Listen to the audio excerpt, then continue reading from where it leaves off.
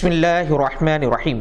آداب ناظرین، دہلی پولیس کی بربریت کے چرچے ابھی جاری ہیں اور اس میں اتر پردیش پولیس بھی شامل ہو گئی ہے۔ میرٹھ کے مسلمانوں کے ساتھ سٹی ایس پی کا ایک ویڈیو وائرل ہوا ہے جس میں انہیں انتہائی گھٹیا لب و لہجہ میں ناشائستہ زبان استعمال کرتے ہوئے دیکھا گیا ہے۔ یہ عجیب اتفاق ہے یا اعلیٰ حکام کی ہدایت کہ جامعہ ملیہ اسلامیہ کے طلباء اور طالبات کو پاکستان جانے کے لیے دہلی پولیس نے کہا اور یہی الفاظ میرٹھ کے ایس پی نے بھی دہرائے ہیں، جس سے اس بات کا ثبوت ملتا ہے کہ پولیس کے اعلیٰ عہدیدار ہوں یا ادنیٰ سپاہی، ان کے ذہن مسلمانوں کے لیے زہر آلود کر دیے گئے ہیں۔ اتر پردیش کے چیف منسٹر کا لب و لہجہ اور سخت رویے پر بھی ساری دنیا مذمت، لعنت اور ملامت کر رہی ہے۔ تلنگانہ پردیش کانگریس کمیٹی کے صدر کیپٹن اتم کمار نے commissioner police mister Anjani Kumar پر کڑی تنقید کی کہ انہوں نے RSS کو لاٹھیوں کے ساتھ پریڈ کی اجازت دی اور ہندوستان کی سب سے قدیم سیاسی جماعت کانگریس کو مارچ کی اجازت نہیں دی۔ آج کانگریس نے ستیہ گرہ کی، پولیس نے گاندھی بھون کے باب داخلے کو بند کر دیا تھا۔ پاکستان کے سابقہ ٹیسٹ کھلاڑی دانش کنیریا نے وضاحت کی ہے کہ انہیں اپنے ہندو ہونے پر بھی فخر ہے اور پاکستانی ہونے پر بھی۔ انہوں نے کہا کہ بعض کھلاڑیوں نے ان کے ساتھ امتیازی سلوک کیا ہے، دیگر کھلاڑیوں کا ان کے ساتھ رویہ اچھا رہا اور اپنے کیریئر کے دوران کبھی بھی انہیں مذہب تبدیل کرنے کے لیے نہیں کہا گیا۔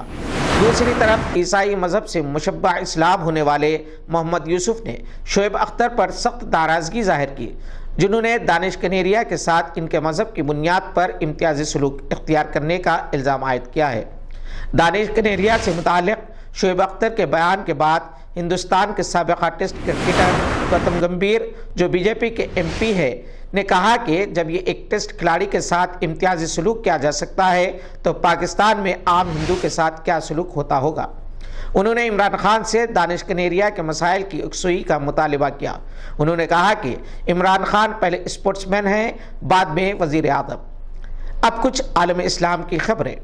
اقوام متحدہ کی جنرل اسمبلی نے جمعہ کو ایک قرارداد منظور کی ہے جس میں میانمار کے روہنگیا مسلمانوں اور دیگر اقلیتوں پر انسانی حقوق کی خلاف ورزیوں، تشدد، عصمت ریزی اور سزائے موت دیے جانے کے واقعات کی مذمت کی گئی ہے۔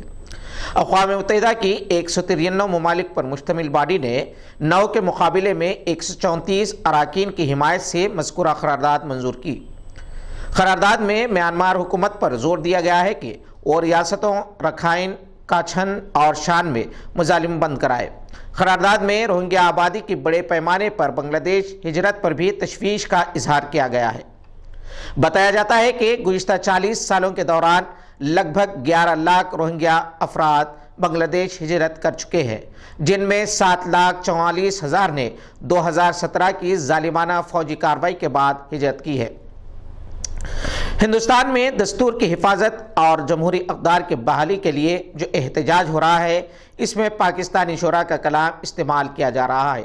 یہ اور بات ہے کہ شاعر کا کلام سرحدوں سے بے نیاز ہوتا ہے اور وہ ساری دنیا کی ترجمانی کرتے ہیں۔ علامہ اقبال کا کلام سارے جہاں سے اچھا ہندوستان ہمارا، فیض احمد فیض کی نظم یہ تخت و تاج اچھالے جائیں گے، اور حبیب جالب کی نظم ایسے دستور کو صبح بے نور کو، ایسے دستور کو صبح بے نور کو میں نہیں مانتا میں نہیں جانتا، اسے ہندوستان میں جاری احتجاجی مظاہروں میں طلباء ساز پر گا رہے ہیں۔ افغانستان دہشت گردی کا ماحول ابھی کب ختم ہوگا، اس سلسلے میں کچھ کہا نہیں جا سکتا۔ ملک میں جنگ اور بد امنی کی وجہ سے گزشتہ ایک دہائی میں 1 لاکھ سے زائد عام شہری ہلاک اور زخمی بتائے جاتے ہیں۔ ذرائع ابلاغ کے مطابق افغانستان میں 18 برس سے زائد عرصے سے جاری جنگ کے خاتمے کا مطالبہ کرتے ہوئے اقوام متحدہ نے ایک رپورٹ میں کہا ہے کہ اس جنگ سے عام افغان متاثر ہوئے ہیں، انہیں چین و سکون کی زندگی گزارنے کے لیے ایک موقع فراہم کیا جانا چاہیے تاکہ اس سے افغانستان کی تعمیر نہ ہو سکے۔ افغانستان میں طالبان کی جانب سے کی جانے والی کارروائیوں میں کئی مرتبہ عام شہریوں کے علاوہ سیکورٹی عہدیدار بھی نشانہ بنتے رہے ہیں۔ انہیں طالبان اپنے قید خانوں میں بھی محصور کر رکھا ہے۔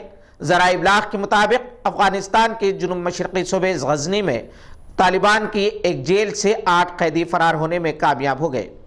افغان وزارت دفاع کا کہنا ہے کہ طالبان کے قید خانے سے فرار ہونے والے یہ افراد سیکورٹی فورسز کے اہلکار ہیں۔ بتایا جاتا ہے کہ یہ تمام افراد ایک فوجی اڈے پر پہنچ گئے ہیں۔ سعودی عرب میں مقیم غیر ملکی تارکین وطنوں کو سعودی قوانین کی خلاف ورزی یا غیر قانونی طور پر مقیم رہنے کی وجہ سے کسی بھی وقت گرفتاری کا اندیشہ لگا رہتا ہے۔ سعودی ذرائع ابلاغ کے مطابق مملکت میں اقامہ و لیبر قوانین کی خلاف ورزی کرنے والے تارکین کے خلاف جاری مہم کے تحت اب تک 44,05,000 سے زائد تارکین وطنوں کو گرفتار کیا گیا ہے۔ سعودی پریس ایجنسی کے مطابق بتایا جاتا ہے کہ غیر قانونی طور پر مقیم تارکین سے پاک وطن مہم کے تحت کام کرنے والی مشترکہ فورس نے اعلامیہ جاری کرتے ہوئے کہا ہے کہ گرفتار شدگان میں 34,44,531 غیر ملکی قوانین کی خلاف ورزی کے مرتکب تھے، جبکہ 6,75,730 گرفتار شدگان لیبر قوانین کی خلاف ورزی کر رہے تھے۔ مشترکہ فورس کے مطابق 2,85,728 گرفتار شدہ افراد ایسے بھی بتائے جا رہے ہیں جو سرحد کی خلاف ورزی کر رہے تھے۔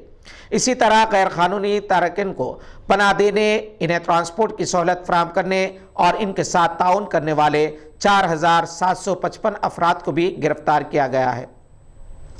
مملکت سعودی عرب میں خواتین کو روزگار سے منسلک کرتے ہوئے مختلف شعبہ جات میں معمور کیا جا رہا ہے۔ سعودی ذرائع ابلاغ کے مطابق جدہ میں گراؤنڈ سروسز کمپنی نے 200 سعودی خواتین کو جدہ کے کنگ عبدالعزیز انٹرنیشنل ایئرپورٹ پر مسافروں کی خدمت کے لیے تعینات کیا ہے۔